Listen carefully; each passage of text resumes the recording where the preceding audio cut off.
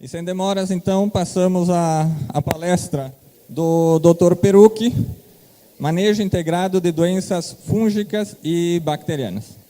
Uma boa tarde a todos, com quem a gente não conversou, ainda durante o evento.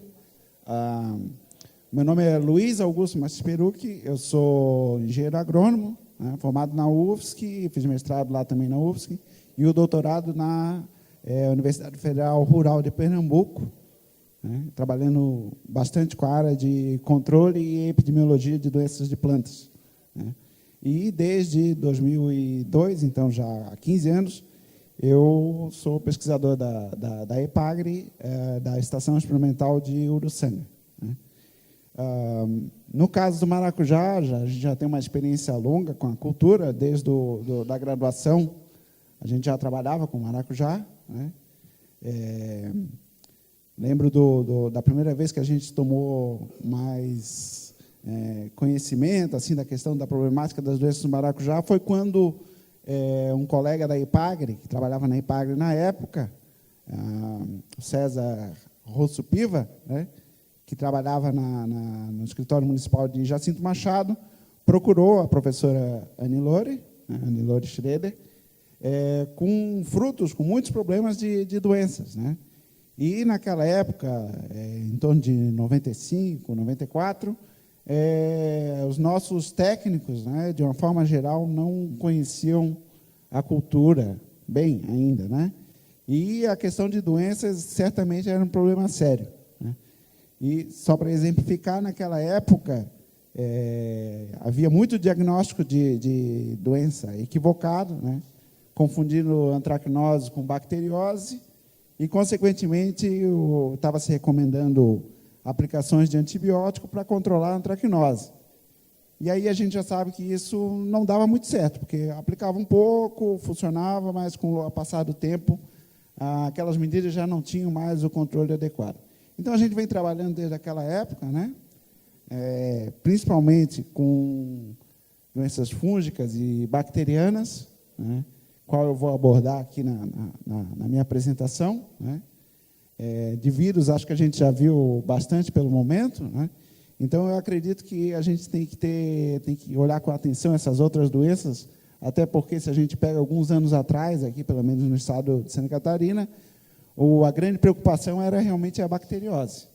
O pessoal falava que a bacteriose entrou e que ia acabar com a cultura e assim por diante, e, com o tempo, foi-se aprender a conviver com essa doença. E a mesma coisa, se tiver o engajamento da cadeia produtiva, vai ser o que vai acontecer com a questão da virose também. Então, a gente precisa ter a colaboração de todos para poder enfrentar juntos esse novo desafio que é a virose aqui para a gente.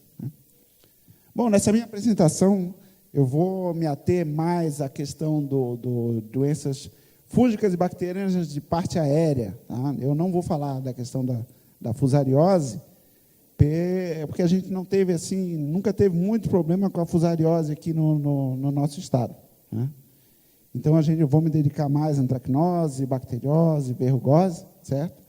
E tocando num assunto que às vezes é meio espinhoso, que é a questão de uso de agrotóxicos. Mas então a gente vai procurar passar por cima, ou conhecer um pouco melhor dos produtos que estão registrados para uso na cultura, mas também vamos dar um enfoque para o pessoal que a gente tem que ter uma meta muito clara, que é que a gente precisa reduzir o número de pulverizações no maracujazeiro. Para falar de doenças do maracujazeiro, era bom, antes de partir para a questão do controle químico, pensar um pouco em termos de perspectivas que a gente tem no manejo dessas doenças da cultura. Então, quando a gente fala assim, com os produtores, geralmente existe uma ânsia do produtor em querer saber qual produto vai aplicar. Mas a gente tem que ter consciência de que o manejo de doenças, o controle de doenças, ele não é só com fungicidas. Existem outras práticas que, até mesmo antes de um plantio, podem ser tomadas que vão ter repercussão no desenvolvimento da doença. Certo? Bom, vamos falar um pouquinho da questão do controle genético. Esse deveria ser o futuro que a gente vislumbra aí para frente, para um manejo mais adequado dessas doenças fúngicas e bacterianas, né, pela facilidade que existe na aplicação desses métodos, né? Então, isso aí eu vejo dessa forma. Na questão do controle cultural, aqui é um ponto, a gente encontra ali um ponto onde existe uma série de medidas que o produtor pode tomar, que às vezes ele não se dá conta, mas que vai ter repercussão no desenvolvimento da doença. E, mais recentemente, a gente está enveredando para essa questão do controle biológico ou alternativo, no qual eu acredito que a gente tem um grande potencial aí para reduzir o número de pulverizações, pelo menos com fungicidas em si, né?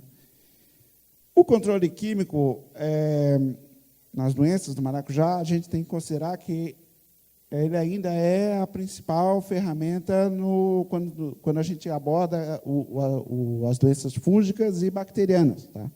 Só que a gente precisa usar ele de forma racional e equilibrada.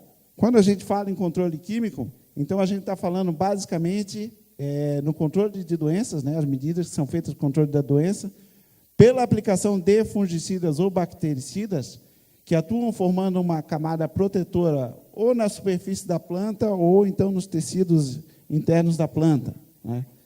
Para quem vem trabalhando com maracujá há bastante tempo, sabe que a questão de produtos registrados para a cultura do maracujazeiro sempre foi um calcanhar de Aquiles para a cultura.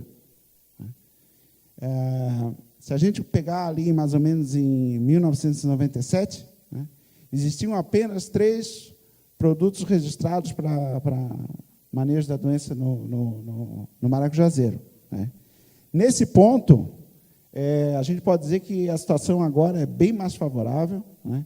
Existe uma série de produtos que foram registrados, a gente vai dar uma olhada ali, né? Então, a gente tem fungicidas protetores, tem fungicidas sistêmicos, né, de diferentes princípios ativos. Então, o número de produtos registrados para se usar na cultura, que já foi, então, um calcanhar de Aquiles, hoje já está bem mais tranquilo. Nessa tabela aqui, gente, eu mostro para vocês os ingredientes ativos, os nomes comerciais, a classe toxicológica e a doença-alvo dos produtos que estão registrados para uso na cultura, né? E vale a pena chamar a atenção, essa tabela está bem atualizada, inclusive ontem eu dei mais uma revisada nela, que nesse último ano somente a gente teve algo ali como 3 produtos novos registrados. Então, o conselho que eu dou para os técnicos é ficar de olho, de vez em quando, no Agrofit, né, do Ministério da Agricultura, porque provavelmente mais produtos vão acabar sendo registrados. Dando uma olhada rapidamente aqui, 3 produtos à base de tebuconazol, né? Um outro triazol, que o tebuconazol também é um triazol, né? O flutriafol. A gente vê algumas misturas de estrobirulinas com triazóis, né? Como é o caso aqui do Nativo, da Amistar Top, né? Difconazole, hidróxido de cobre. Outra mistura de estrobilurina com um produto de protetor, né? Outra estrobilurina com sistêmico, o tiabendazole, que é outro fungicida sistêmico, o único antibiótico que a gente tem registrado é a casugamicina, né?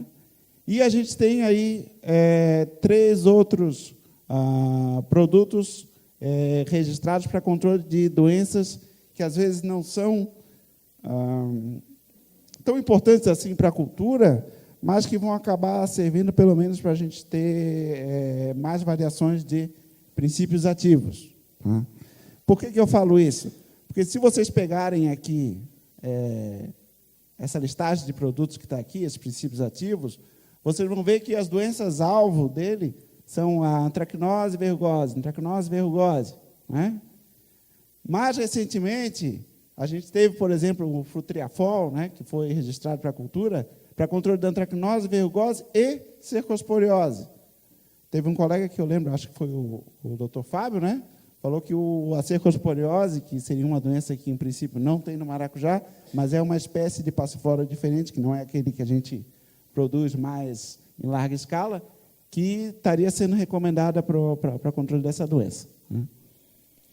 Bom, então, antracnose, verrugose, né?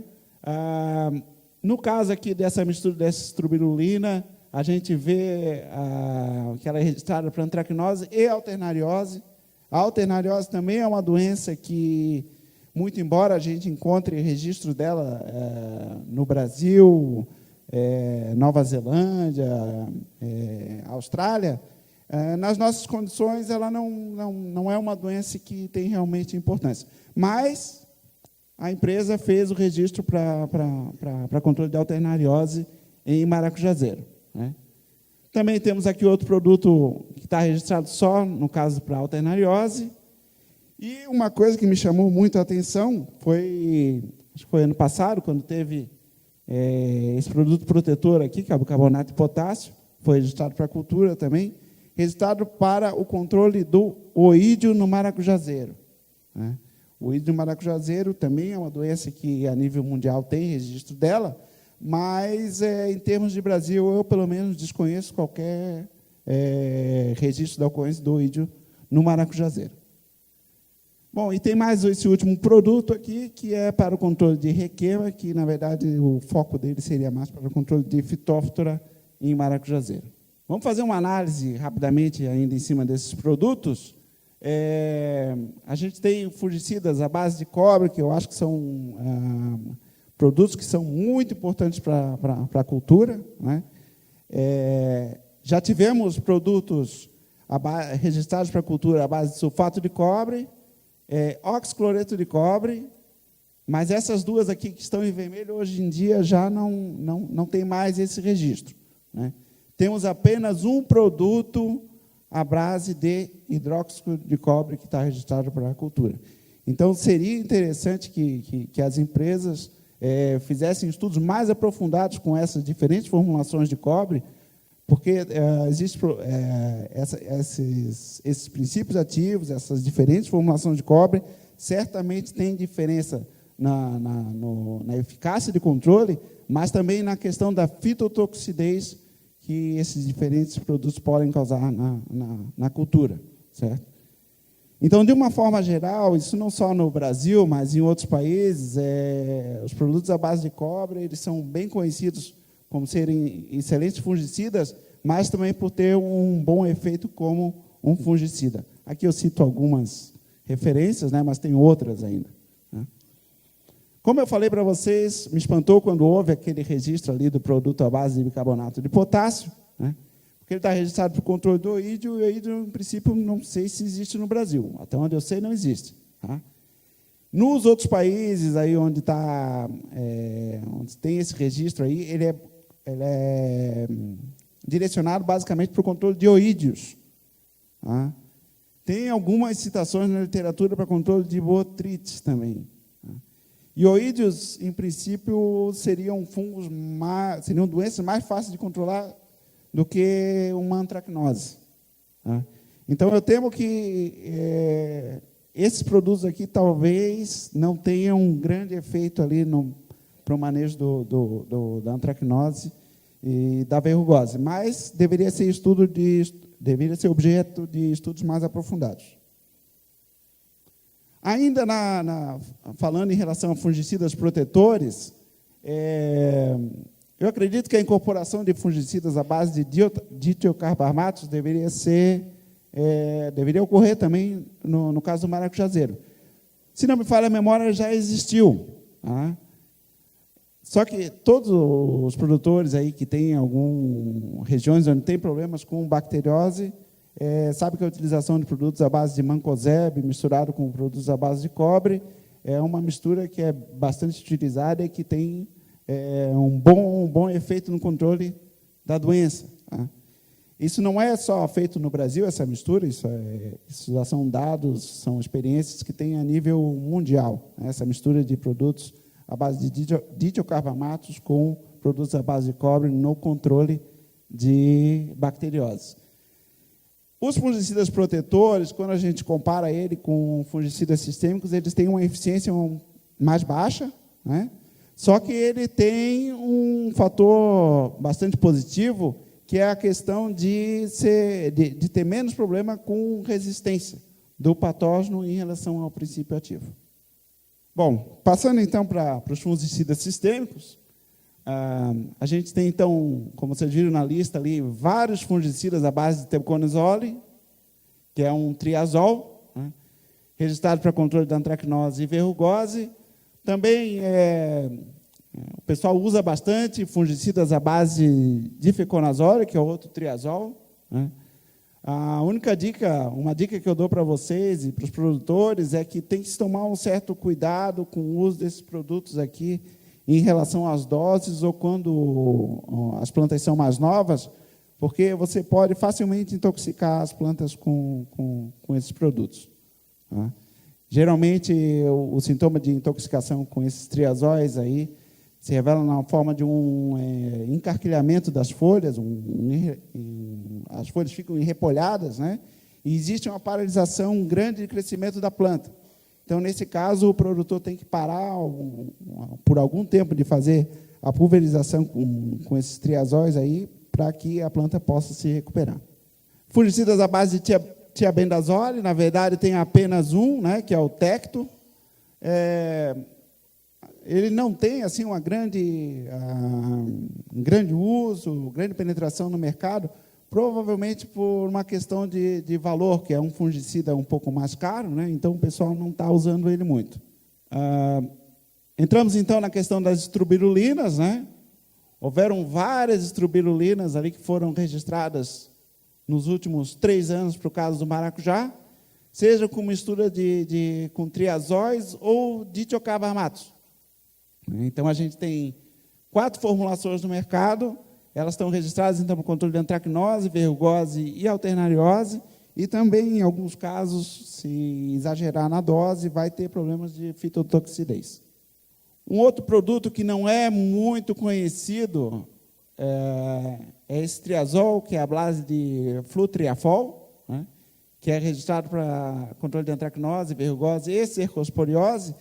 É um produto que provavelmente não ocupou um mercado um pouco maior, porque a empresa que desenvolveu ele não é uma empresa muito grande, então, por questões de mercado, talvez ele não tenha tido uma penetração tão grande nas diferentes regiões produtoras. Mas é um produto que, por exemplo, é usado para controle da cigatoca, né, com aplicação na axila. Então, é mais um princípio ativo que a gente tem aí que pode ter grande aplicação. O único antibiótico que a gente tem registrado é a casugamicina, né? Já houveram outros antibióticos que estavam registrados, mas perderam o registro, né? Como o Micoshield, né? Mas como todos os antibióticos, a gente tem um problema sério com a questão da resistência, né? Então, antibióticos a gente tem que usar assim com muita parcimônia, porque em poucas pulverizações o problema de resistência vai aparecer. Tá? Inclusive, tem um trabalho muito bom feito na Colômbia, né, em que os pesquisadores eles, testaram diferentes moléculas de antibióticos, inclusive outros antibióticos que não são usados na agricultura, né, e eles determinaram que a grande parte dos isolados já tinha algum nível de resistência em relação à casugamicina em função da utilização continuada desse produto. A gente ainda tem podemos dizer assim, uma brecha na lei para a utilização de fungicidas biológicos para uso no maracujazeiro. Por que eu digo isso? Porque, no caso desses fungicidas biológicos, eles são registrados para o controle da doença-alvo, né? Então, nesse caso desse fungicida biológico que tem aqui, que é a base de Bacillus subtilis, ele está registrado para o controle de antracnose, né, em algumas culturas, mas, nesse caso aqui, se for para o controle da antracnose, a gente poderia usar no maracujazeiro também. Agora, uma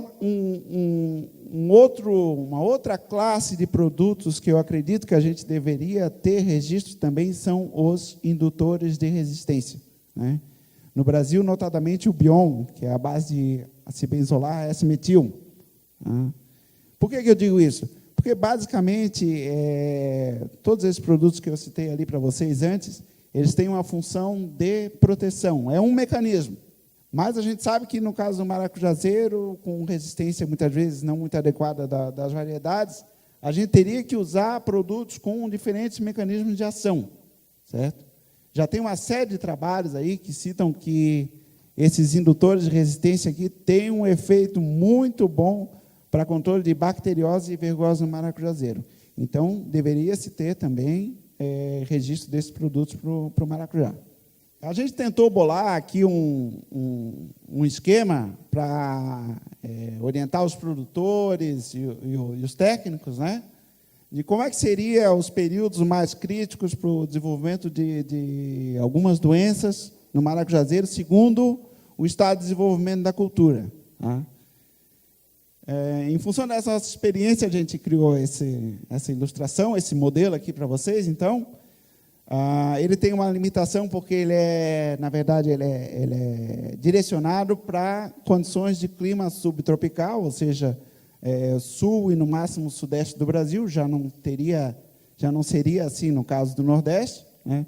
Onde a gente vê aqui, de repente está um pouco desaparecido, mas essa primeira barra aqui é a barra que representa os períodos mais e menos favoráveis para antracnose, bacteriose e verrugose. Tá? Então, quando está aqui verde, é porque seria um período de menor desenvolvimento da doença. Amarelo começa a ficar mais propício e vermelho, então, épocas bastante propícias para o desenvolvimento da doença. Né? A gente pode perceber, assim, olhando de cara, né, que as condições climáticas para antracnose e bacteriose são basicamente as mesmas, enquanto que, quando a gente pensa em verrugose, já seria um pouco diferente. Né? A antracnose e bacteriose são geralmente doenças que ocorrem com a lavoura mais adiantada, né? Enquanto a verrugose é uma doença que pode ocorrer de forma mais severa, muitas vezes no início do desenvolvimento da cultura, né? Mas em qualquer momento que tenha uma grande quantidade de tecidos novos, grande quantidade de ramos novos e assim por diante, pode ser que seja altamente favorável para o desenvolvimento da doença também. Tá? Então, nessa ilustração aqui a gente vê 3 períodos, basicamente, né? O período de plantio, desenvolvimento inicial da cultura, né? Floração e frutificação. Então, a gente percebe que, ao longo do tempo, basicamente, os atores, nesse caso, as doenças, mudam um pouco ao longo do tempo. Quando a gente fala do controle químico de doença no maracujazeiro, a gente sabe que o número de pulverizações é elevado. Né? A gente pode estar falando ali entre 16 a 36 pulverizações em um ciclo da cultura. Isso é bastante.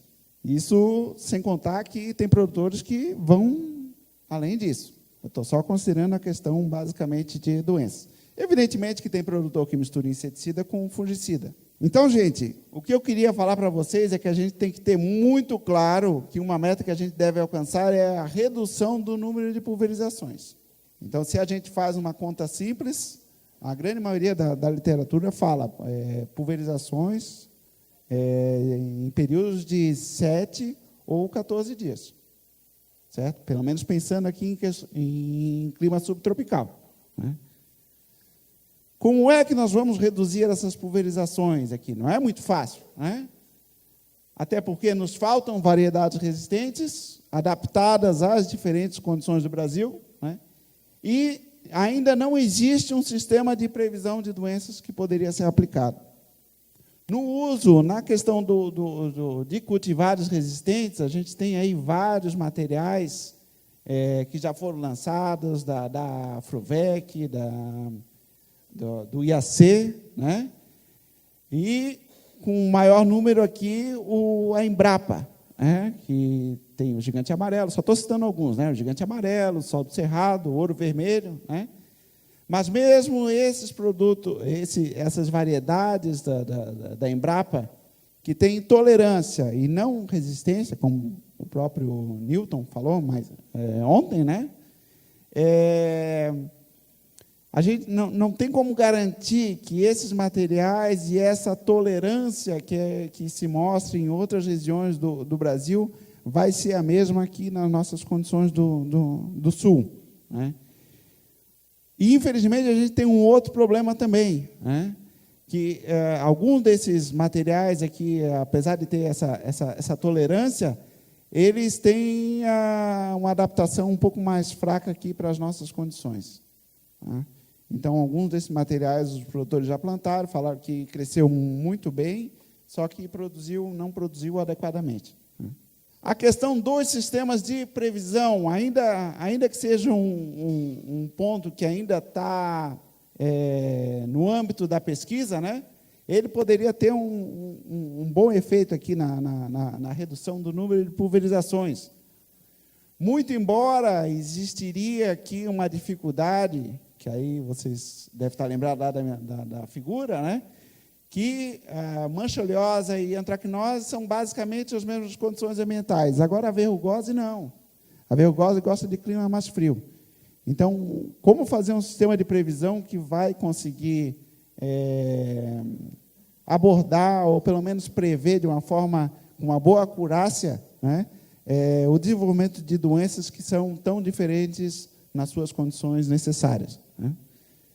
Alguns avanços já foram feitos, né, como, por exemplo, o desenvolvimento de algumas escalas de avaliação de doença, né? Tem escalas já para bacteriose, tem uma escala de verrugose que vai ser validada agora, né, dentro de pouco tempo.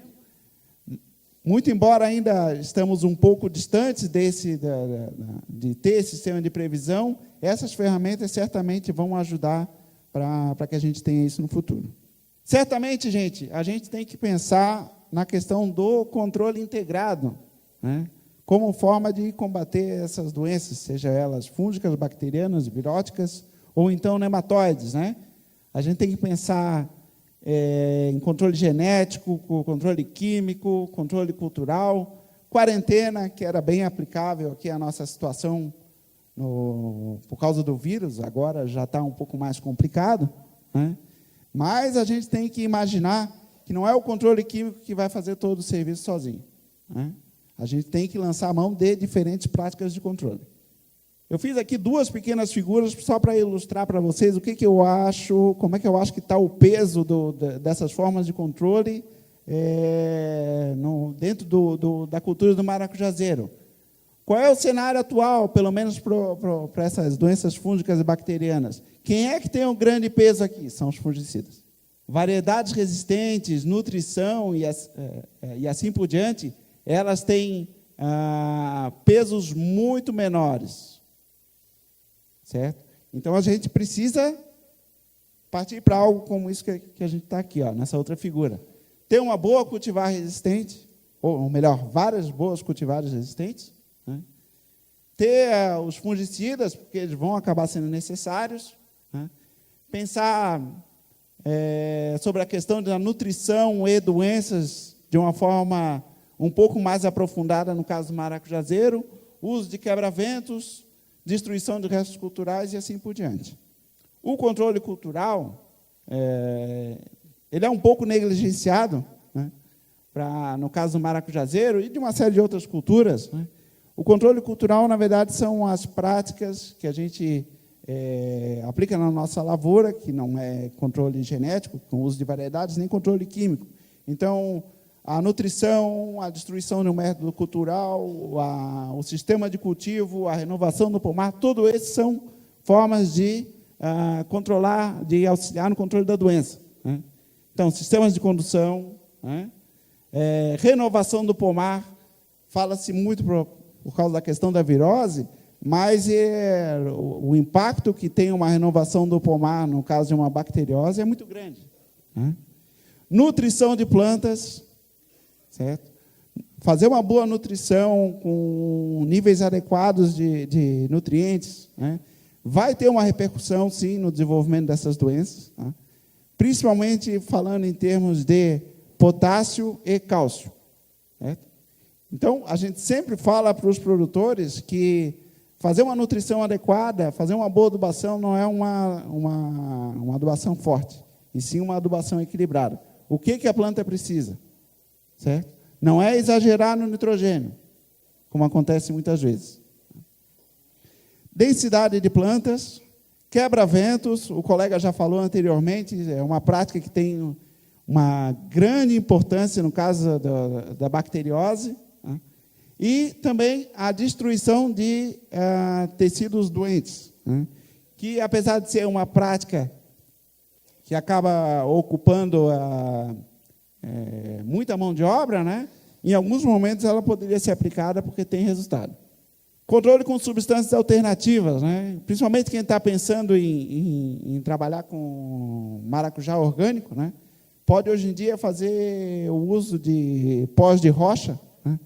E existem aí vários trabalhos com pelo menos esse produto aqui, que é uma argila silicatada, que é o Roxil, que tem bons resultados para controle da antracnose e da bacteriose no maracujazeiro. Então, tanto o produtor que quer produzir organicamente, mas o convencional, ele pode sim usar esse produto para tentar diminuir o número de aplicações de fungicidas. Outros 2 produtos aí que poderiam ser aplicados também, né? E já tem resultados de pesquisa que mostram que são alternativas, né? É o caso dos fosfitos de potássio e adubos à base de cálcio. Então, tem pulverizações com cloreto de cálcio e gesso agrícola, já demonstraram que pode reduzir a severidade da bacteriose e verrugose, tem diferentes trabalhos, né? E os fosfitos de potássio. Os fosfitos, se a gente pegar na literatura, já faz um bom tempo que o pessoal está aplicando para controle de míldio em videira, né?